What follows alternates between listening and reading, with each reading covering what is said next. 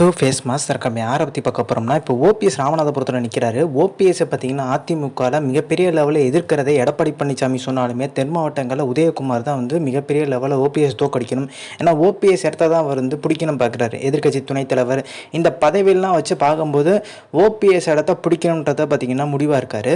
So இந்த தேர்தலில் வெற்றிக்கு அப்புறம் ஓபிஎஸ் ஒருவேளை வெற்றி பெற்று இந்த தேர்தலில் பார்த்தீங்கன்னா ஒருவேளை வந்து கட்சியை கைப்பற்றுறதுக்கு அடுத்த நடவடிக்கை எடுத்தால் 2026 திருமங்கலம் தொகுதியில் பார்த்தீங்கன்னா உதயகுமாரை எதிர்த்து ஓபிஎஸோட இரண்டாம் மகன் நிற்கிறதுக்கான வாய்ப்பு இருக்குது. ஏன்னா ஓபிஎஸோட இரண்டாம் மகன் பார்த்தீங்கன்னா ஃபீல்டு ஒர்க்கெல்லாம் பயங்கரமாக பார்ப்பார். நம்ம திருச்சியில் பார்த்தீங்கன்னா மாநாடு இதெல்லாம் பார்த்தீங்கன்னா மிகப்பெரிய லெவலில் பிரம்மாண்டமாக பண்ணி வச்சதே பார்த்தீங்கன்னா ஓபிஎஸோட இரண்டாம் மகன். அதே மாதிரி பார்த்தீங்கன்னா இயல்பாக பழகக்கூடியவர். ஸோ ஓபிஎஸை தோக்கடிக்கணும்னு சொல்லிக்காண்டி டம்மி ஓபிஎஸ் வந்து கூட்டிகிட்டு வந்தாங்கல்ல, அந்த மாதிரி ஓபிஎஸ் பண்ண மாட்டார். டேரெக்டாக தன்னோட மகனை களம் இருக்கிறதுக்கு வாய்ப்பு இருக்குது.